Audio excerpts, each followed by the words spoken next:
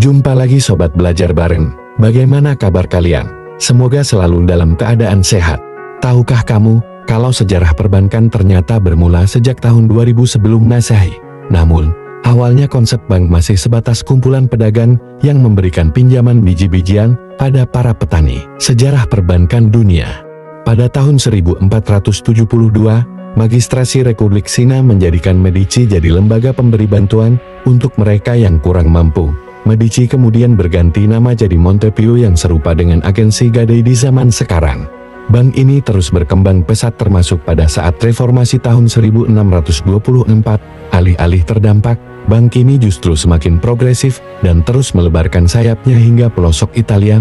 Montepio kemudian kembali berganti nama jadi Monte dei Paschi dan bertahan sampai sekarang. Di abad ke-15 tersebut, berkembangnya bank di Italia rupanya mendorong negara-negara lain tertarik menerapkan hal yang sama. Secara berurut, perkembangan perbankan pun terus menyebar hingga ke Belanda abad 17 dan Inggris abad 18. Sejak saat itu, para negara-negara Eropa pun mulai mendirikan bank-bank baru baik di negaranya, termasuk negara jajahan, seperti Indonesia. Sejarah bank di Indonesia.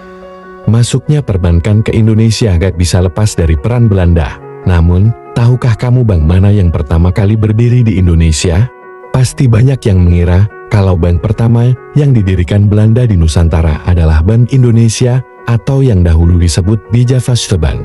Hal itu gak tepat ya guys, soalnya melansir situs resmi Bank Indonesia, bank yang pertama kali berdiri di Indonesia bernama Bank Courantijn Bank van Lening. Bank ini lahir pada tahun 1746.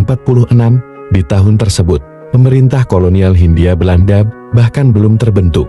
Berdiri pada masa persekutuan dagang Hindia Timur atau Verenigde Oostindische Compagnie VOC, tepatnya 1 abad setelah mereka datang dan menerapkan monopoli dagang pada komoditas rempah-rempah di Indonesia. Courantijn Bank van Lening berperan penting dalam menunjang kegiatan dagang VOC. Tugas utamanya memberikan pinjaman dengan jaminan emas, perak, perhiasan, dan barang-barang berharga lainnya kepada pegawai VOC. Pada tahun 1752, bank ini terus berinovasi dengan melayani pengiriman dana dari dan ke negeri Belanda. Di tahun ini, pula mulai menerapkan iming-iming imbalan bunga. Namun, pada tahun 1799 krisis yang melanda membuat VOC bangkrut.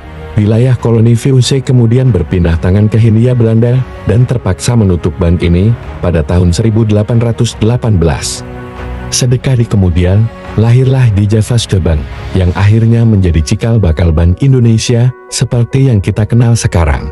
Nah, demikianlah video kita kali ini. Jangan lupa bantu support channel Belajar Bareng. Saya pamit, terima kasih.